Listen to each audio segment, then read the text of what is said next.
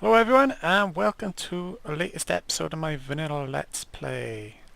First thing you may notice is I've got a new texture pack, and the texture pack I'm using is called the R3D Craft Smooth pack, and I'm using the 32 version. You can get the 64-bit up to 128, but I'm using the 32-bit version as this seems to be the smoothest version for me. So I'm going to be sticking with that for a while and test it out and see how things go with it. And let's get back to the game now. And you may notice this area here, and I bet you're wondering what's going on in here. If you remember, I was gonna put a pumpkin and melon farm in here. I've only got pumpkins in there right now, till I find those melons in a dungeon somewhere in the world. And I've found a novel way to harvest all these pumpkins, and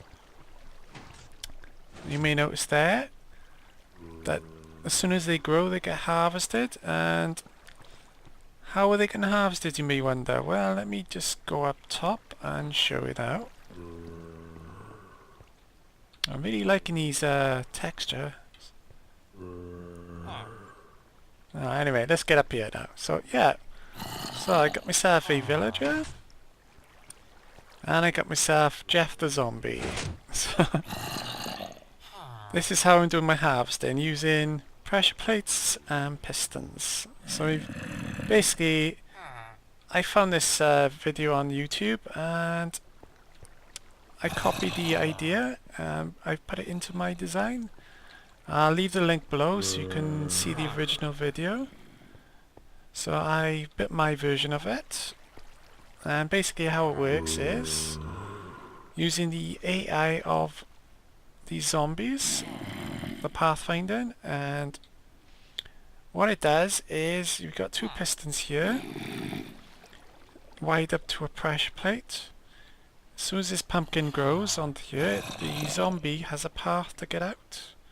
So he goes, oh hang on, let's go this way. So he walks down this path, activates the pressure plate, which pushes the pumpkin off, and he's no longer got a path to get at the villager from this side. And then he goes back to his original position, as it's the only way he can get at him. Well, he can't, but that's the point. So I set myself up 4 on that side, another 4 that side, and 1 at the front. So all I gotta do is just get some melons in there and we're sorted. That was quite easy once I got the hang of the pathfinding. Took a bit of messing around with this here as he was escaping all the time, but the biggest problem of all was getting these guys in here. And the way I got the villager was I went over to my zombie farm over there and waited until a villager spawned, a villager zombie that is. And once I've got hold of him, I let him escape, and I drew him over here, trapped him in there, and used a potion on him. I can't remember what it's called now. Let me think. Can't remember, but I used a certain potion on him, and then you use a golden apple, and eventually after like 3 minutes he'll turn into a villager. So that was the easy-ish part, and getting this zombie was really easy to do, as soon as I released the zombie, thanks to the pathfinding, he found his way straight here. He just walked all the way over here, straight to that spot by there, and worked perfectly. Well, I had all this blocked off with blocks, and he just walked straight in, and all I had to do then was just alter a few things and get the pistons working, and It was plain sailing from there on. So I've been letting him farm for a little while now, and let's have a look. As you can see, I got quite a few pumpkins there so far. And same on the other farm. Oh, look at all these sugarcane. So this sugarcane farm also is working great. I might need to rework this a little bit so it matches that side, but it's looking great so far. And I've got there he goes now. You just saw that then. And I'm going to use, I got some ideas for this pathfinding in some future designs I might use. But we'll see what happens when that time comes. And let me try and remember what that potion was called now. I've got a few over in my brewing room. And you may be wondering what's happening with this brewing room. Well, I've been working on that design as well. So let me just go around this corner, and here's my first version of the brewing room before anything gets automated.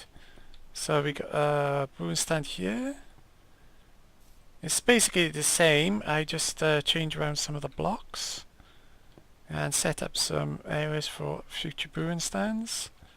And you're going to have all the different types of potions down here. I'm still working on the final design. Yeah, that potion I was looking for was called a Potion of Weakness. I needed to convert it into a splash potion using gunpowder. And then I had my potion which I threw at the villager over there. Once that was done, all I had to do was get a golden apple, apply that, and eventually he turned into that villager. So that's how you turn zombie villagers into normal villagers. I might be doing that with my setup down here. So let me just run down here now. I haven't really set it up yet. I just set up a location for it to go. So over on that side, if you remember me saying, I was going to put a little villager apartment, hotel complex or something. And it'd be like steps going up and down for them, and they all be nice and secure. Oh, slime's done that. And also I've finished off the front of my strip mine, so I'm just going to run down there and we'll talk a bit more about the design now. Okay, you may remember how far I got with this strip mine last episode, so let's have a look at it now after I've been digging it a bit more. So here is the monstrosity that it is. It's a huge strip mine. So we've got all these tunnels here, and you may remember me saying you just tunnel to the end and just keep going. So over in that direction it's just going to keep going. Up the top around there I think it was, I dug through a little bit and I come across another cavern, so I'm going to go up there and show you what it's like. Similar to this one here, ravine. I got rid of the steps as it wasn't very convenient. And just put these ladders here instead, so let's get up top now. And I think it was right down this end here. Oh yeah, here it is. Not that one, it was the next one over. Yeah, here it is. And I found myself a nice little ravine which I went exploring. I still haven't found any dungeons or anything, but let's get through there now. There'll probably be a zombie or something trying to jump me, so I'll quickly run forward. As you can see, I'm surrounded. Oh, let's get out of here. This happens every time. So I gotta light up a few more areas here. I've got my bow and arrow on me. Oh well, I've got too much in my inventory at the moment. So that's what I found there. I dug right at the end there. I managed to get some more diamonds, but I haven't made the armor yet, which I'm probably going to be doing now. It depends how many diamonds I've got, really. I've got 30 levels, so let's make one piece of armor at least. You may be wondering why I haven't been posting many videos lately, and it's due to the fact that I've been doing a bit of streaming lately, and I was having quite a bit of fun doing that. So be sure to pop over to my Twitch TV account every now and again, and I probably be streaming midweek. But you can follow me on Twitter and see when I actually am streaming. I got a zombie there, right? So let's have a look how many diamonds we did collect. And we'll enchant one piece just to see what we get out of it. Right. Oh, 28, that's right. I think we might be able to make a full set here. So I'll do that now. Oh yeah, I better clear my inventory a little bit. So I'll just chuck everything in here for now. Alright, let's make the other pieces.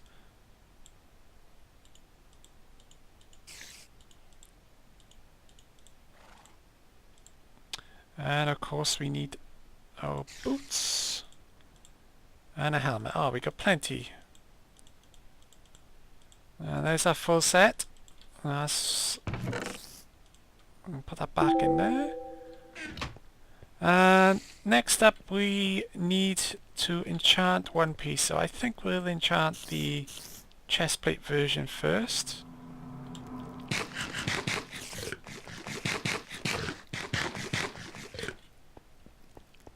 Alright.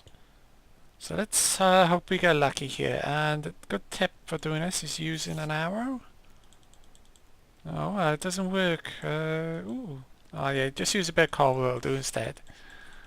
I just click loads of times and stop at any random time. I think we'll go for a short description.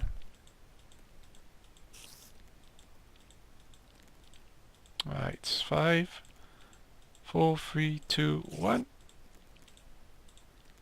Nope, I have decided yet. 1, 2, 3. I'll do. And we'll go with this level 30, and let's hope we get something decent. And oh, protection 3 is not too bad. Could have had a combination of things, but I can fix them up in my anvil. But protection 3 is pretty good actually, so we'll get rid of that one.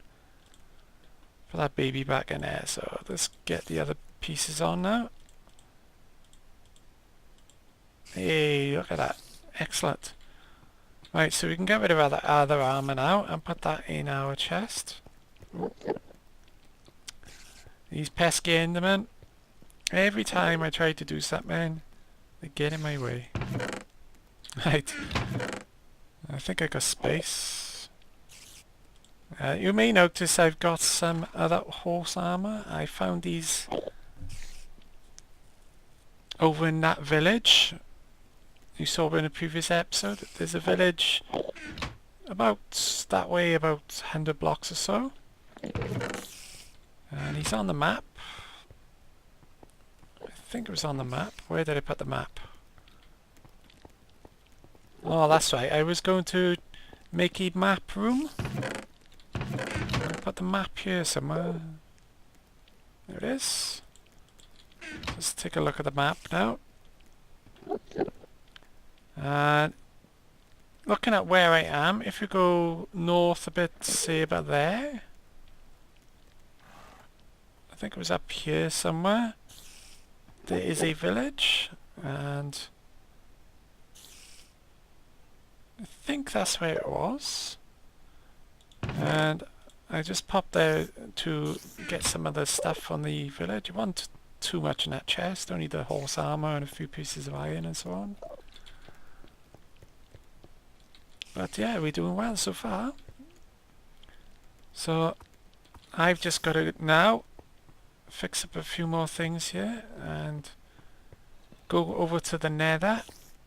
I've got my armor and I just need a few more pieces of equipment to enchant, and I'll be ready for those wither skeletons. And we'll make a few more items as well, and maybe we'll do some big builds sometime in the future.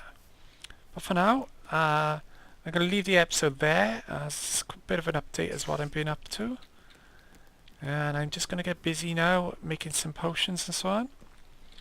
And I'll see you next episode. So I hope you enjoyed today, and be sure to follow and on my Twitch TV and hit that like button for my YouTube channel.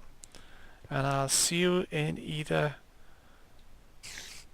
website. So have a good day, and I'll see you pretty soon.